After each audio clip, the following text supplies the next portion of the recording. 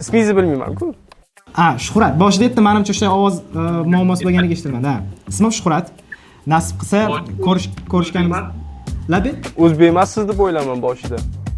Yo'q, O'zbekistondanman. Setanta Sport O'zbekistondan hozir turib siz bilan gaplashaman. Tanishganimdan xursand bo'ldim aka. Nasib offline intervyular ham qilib, birga ko'rishib, kattaroq bir intervyu qilish. Agar bolalarga yetadi, bu 1 yilga yetadi menimcha. 2 yilga borish. Yaxshimi endi aka. Abduqodir aka, assalomu alaykum. Setanta Sport O'zbekistondan Shuhratman. Yaxshimisiz? Charchamayapsizmi? Rahmat, o'zi yaxshi charchaman. Rahmat. Avvalambor kechagi g'alaba bilan tabriklayman. Juda qiyin o'yin bo'ldi, lekin kuchli uchrashuv bo'ldi. Lekin ko'pchilik o'zbek muxlislari hozir xavotir olishyapti. Ya'ni kecha zaxiraga olinganingizdan hech qanaqa jarohat bo'lmadimi, hammasi yaxshimi deb. Shunga bir og'iz so'rayman, hammasi yaxshimi sizda hozir? Yaxshi.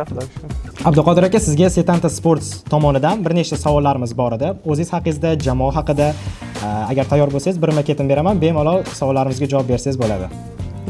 Hop, birinchi savolimiz umuman jismoniy holat va o'yin jadvali haqida. Hozirgi paytda bu mavsumda 4 ta musobaqada jamoa bilan Manchester City bilan qatnashyapsiz va juda zich taqvimda o'ynayapsiz.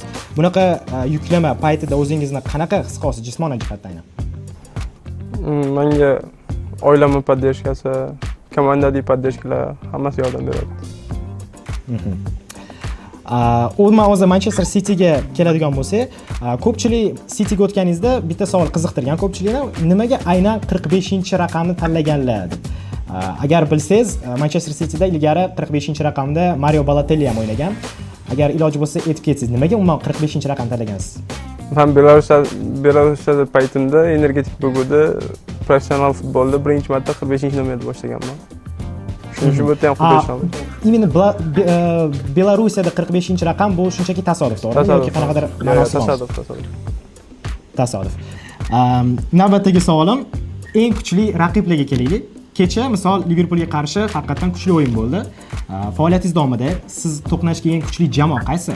Futbolchilar sifati bo'yicha, umuman o'yin jihatdan. Esimda yo'q. Liverpool bo'lgan, Real Madrid. Esimda yo'q. Endi oilangiz, do'stlaringiz va umuman jamoadoshlar haqida gaplashsak, ikkita savol bo'pti. Oila va yaqin do'stlaringiz o'yinlaringizga qanchalik tez kelib turishadi? Va keyingi savolim, jamoadoshlaringiz orasida qaysi futbolchilar bilan ko'proq muloqotda bo'lasizki, ya'ni ularni uyiga borishingiz mumkin yoki ular sizning uyingizga kelishi mumkin? Yaqin do'stingiz misol. Yo'q, biz futbolchilar bilan почти har kuni ko'rishamiz. Chunki har kun turnirga. O'yin keladigan bo'lsa, qarindoshlarim, oila a'zolarim o'yinga kelishadi ko'p. O'zbekiston terma jamoasi haqida ozgina gaplashamiz. Bo'lar ekan-ku aka. Xo'p, O'zbekiston terma jamoasi tarixda ilk bor jahon chempionatiga chiqqan payti birinchi bo'lib o'tdi. Hayolingizga kelgan narsa nima bo'ldi? His-tuyg'ular qanaqa o'tdi? His-tuyg'u 38 million O'zbekiston aholisini xursand qilganimiz o'tdi. Qisqa, lo'nda, lekin juda muhim javob. Rahmat. Xo'p, endi o'zbek futboli haqida ham ozgina gaplashmoqchiman. So'nggi muvaffaqiyatlari. Ya'ni o'zbek futbolining so'nggi yillardagi muvaffaqiyatlari sizni qanaqa izohlashingiz mumkin? Ya'ni biz jahon chempionatiga chiqdik, olimpiadaga chiqdik, bordik, qatnashdik. Umuman yoshlarimizda ko'p yutuqlarga erishmoqda. Shu haqida ozgina fikringiz. Futbolga e'tibor juda yaxshi bo'lyapti O'zbekistonda. Prezidentimizning o'zlari ham rosa qarab yordam beryaptilar. Shuning uchun o'sish katta bo'lyapti O'zbekistonda. Rahmat. Abduqodir aka, endi hozir tezkor savollar beraman. Ya'ni savolim qisqa bo'ladi, sizning javobingiz bitta so'zdan iborat bo'lishi kerak.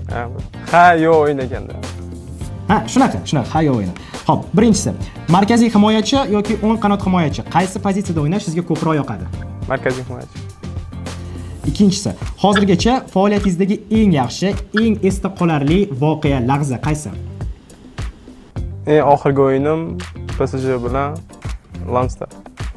Hal qiluvchi gol bosh bilan urishmi yoki so'nggi soniyada golni chiziqdan to'pni qaytarib qolishmi?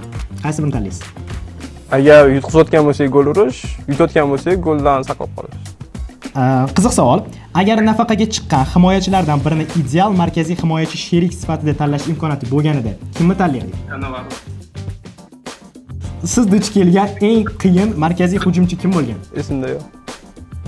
Hozirgacha o'ynagan stadionlaringizdagi eng zo'r atmosfera qaysi stadionda bo'ldi? Ichida конечно. Hop, Etihaddan tashqari hisoblasak. Lansda. Lansda. Zo'r.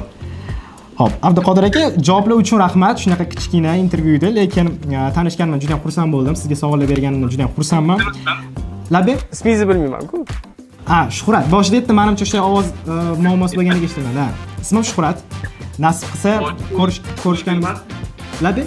O'zbek emassiz deb o'ylaman boshida. Yo'q, O'zbekistondanman. Setanta Sport O'zbekistondan hozir turib siz bilan gaplashyapman. Tanishganimdan xursand bo'ldim aka. Nasib offline intervyular ham qilib, birga ko'rishib, kattaroq bir intervyu qilish. Ya bolalarga yetadi bu, 1 yilga yetadi menimcha. Yaxshi niyat, endi aka. O Mamit ham zo'rlab kirishdi-da, rosa yo'q dedim o'zi. Talashib. Kattakon rahmat aka. Yana aka sizga normalniy javob berdim. Nolningisini ko'rmadingiz? Yo'q, noldan ham bo'ldi bu. Nolni mana anaqa chempionat o'ziga bo'ldi-da. Ha. Unda nima ingliz tilidanmi? Ingliz tilida bo'ldi.